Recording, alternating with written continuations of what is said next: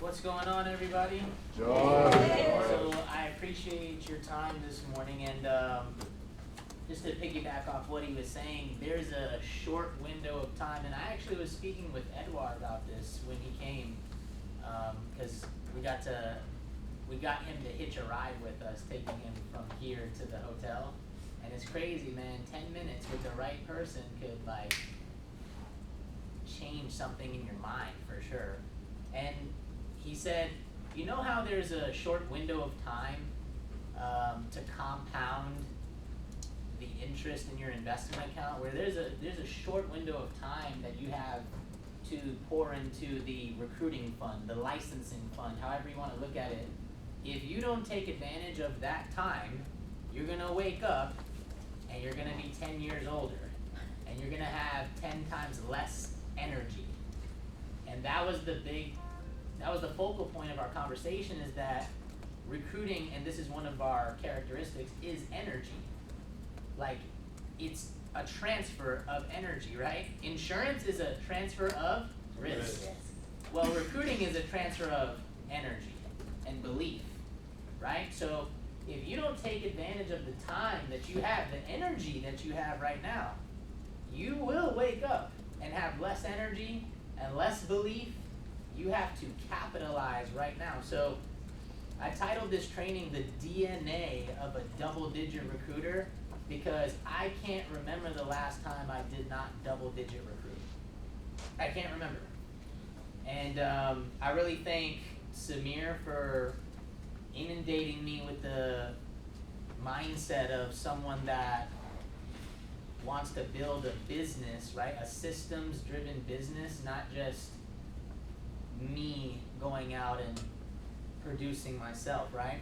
So one of the first characteristics is somebody that is a visionary. I know that I was 18 when I got licensed, but you know, when you come from a position, how much time we got?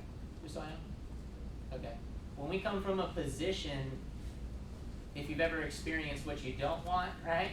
The way I grew up, single mom, you know, challenges, whatever. When you have experienced what you don't want, I think it makes it really clear what you do want. Right. Okay?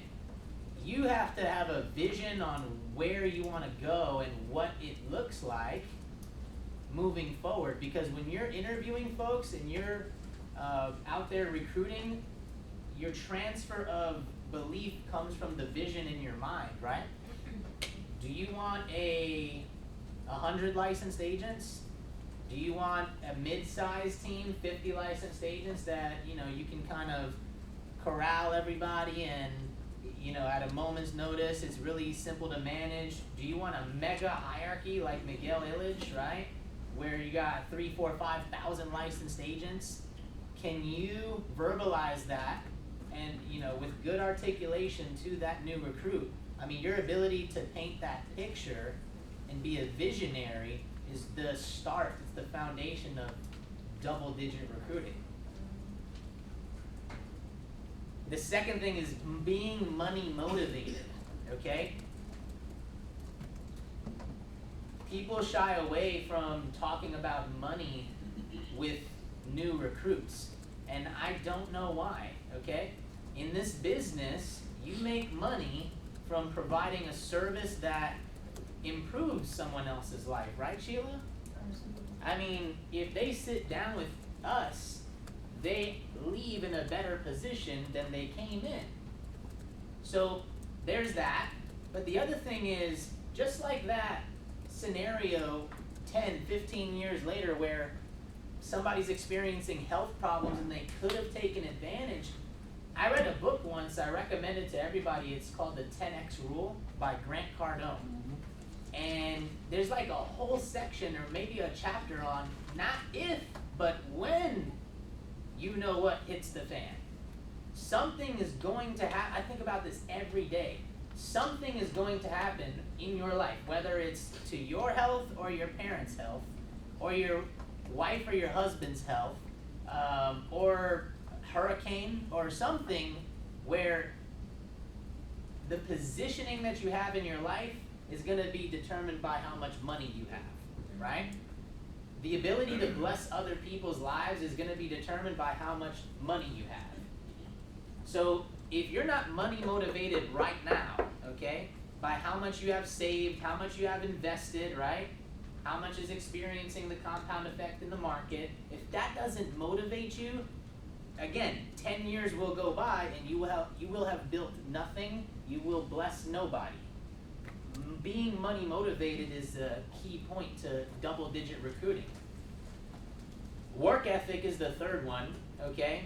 Because there is no magic bullet to getting your numbers above 10 recruits per month. Like, you have to make calls each and every day, right, On? You have to schedule meetings. You have to do meetings. And you got to take pride in work ethic. I think I heard Will Smith say in an interview a long time ago, if we're running on a treadmill and it's between me and you, either you're getting off or I'm going to die. That's what, and he's like, that's really all it comes down to. Ridiculous, he said, sickening work ethic. And I'm talking to myself when I say that, I want to get back to that. Because if you got that level of work ethic, you'll double-digit recruit times 2.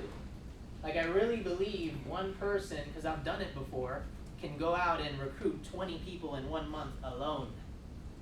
Work ethic. Number 4 is consistency, okay? So there's a graph in the How Money Works booklet. It's called the time value concept of money, where you got 2 people, person A and person B, okay? Person A starts investing $7,000 a year when they're 22, and they do that until they turn 29, and then they stop for the rest of their life.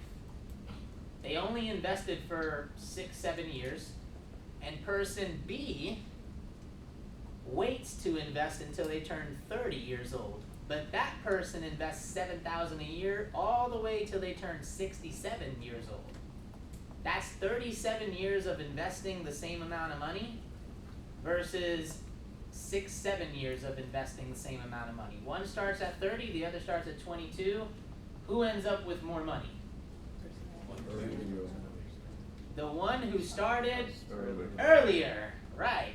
Most people don't understand that because the second person invests for 37 years, right? But the other person had more time to experience that 37 years of compounded interest because they started early, and they did it consistently, right? Someone that has an early start and consistently pours into the recruiting fund, there's mutual funds and then there's the recruiting fund. I really mean that. How do you fund the recruiting fund? Daily calls, weekly meetings, babysitting new recruits, licensing agents. I got someone taking their test right now as we're speaking to you. Consistency is like critical. 5 is personal development, okay? You are going to deal with a lot of knuckleheads, as Bruce likes to call it, right? And knuckleheads is a nice way of saying something else. But I posted recently year to date. So I got Jim Rohn says your income will not far exceed your personal development, right? Sometimes it'll take a lucky jump, but sure enough, it'll end up right back where you are. Life has strange ways. Can you tell I personally developed? That is critical to your double-digit DNA, okay? Because I posted like 2 days ago the books that I've read year to date. I've read like 10 books year to date. That's a book a month, right? And so it's on my Instagram. You can see some of the books that I've read if you want to check it out. But I'm also #1 in recruiting year to date.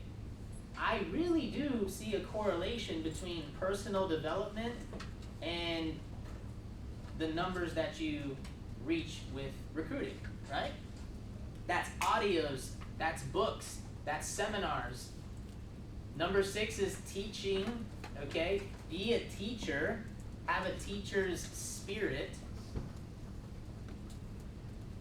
Actually last night, okay, I did an appointment with a client, 61-year-old, who's paying $2,000 a month for IUL life insurance, right? And she bought it 1 year ago. She's put $48,000 inside of it. We saw it. She like logged in, shared a screen, boom, there it is. Wow. And it's like, okay, here we go. And this is a Latina woman, so now I got like double time patience because she just would not accept the bad mistake she had made. And instead of saying, no, listen, they're ripping you off. Do you get it? Do you get it? You don't get it. Like, it took that. I started the meeting at 7 and ended at 9:30. Because until she understood why she was getting ripped off, I couldn't leave. And I really wanted to go do something else last night. I promise, I'm just like you guys. But if I just was like, all right, whatever, goodbye. You know, we got to learn. These guys, I'm so proud of Ali and Xander. They're like mastering the manual. They're like studying the manual. They went back and now they're learning, because we are really going to start teaching our own class.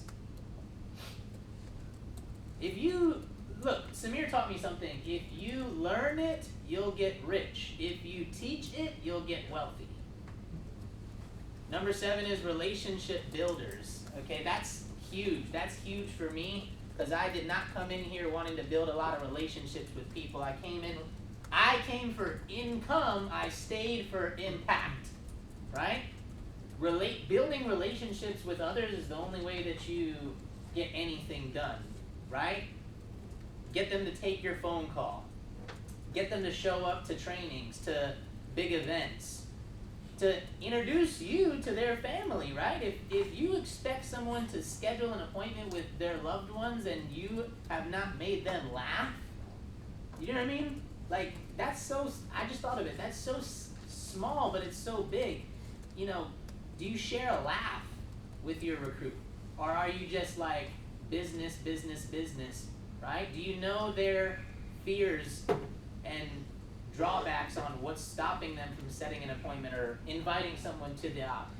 Build relationships with your recruits. Number 8 is being patient. I mean, that goes back to being a teacher, but you got, oh my gosh, what was Shondell telling me? She sat down with somebody, right? Yeah. That is licensed with Transamerica, but like a silent partner, and they pay $300 a month for their policy, and she sat with them, broke it down, and what happened? Like they were like, all right, we'll get back to you. A week later, we call.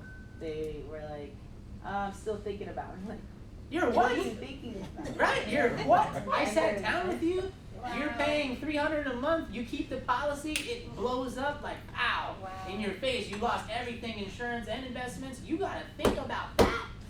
What? Dude. And they're licensed. Like, you studied. That's funny. You gotta have patience, man. Because, dude, and Samir repeated it to me because Edouard said it to him and Miguel said it to Edouard. Licensing is babysitting. Get it through your head. Number 9 is leadership, okay? As a double-digit recruiter, your job is to pull people to success. That's your job. Like, stop caring so much about what other people think. I think that is probably one of the biggest reasons there's not more double-digit recruiters out of this hierarchy, is because, not because we don't have an environment, look around. Not because we don't teach how to do it, but because you care so much what other people think, right? Like, someone told me that this is a pyramid scheme the other day, and they make $17 an hour. You don't think your way into acting right, you act your way into thinking right, okay? Leaders do it first. Adopt the behavior of a wealthy person, not a broke person. They care what others think. They sleep in on a Saturday. Yeah. They give their word and don't do what they said they were going to do, right? Leaders don't do that. And then number 10 is, lastly, you got to be excited, man. You got to, and it's got to show. not a fake excitement, not by like they say, standing on a chair and yelling at the top of your lungs. You got to be excited, man. It's got to show with a smile. What does Jim Rohn say? As easy as that would be to work on, people don't work on their smile, their handshake. As easy as of a place that would be to start, right? So it is a DNA, right? We're focusing on personal production right now because we've adopted the DNA of a double-digit recruiter. We have other areas to fix, but I believe if you make a choice to adopt those characteristics, how can you not double-digit recruit? It's not how do you, it's how can you not. Thank you.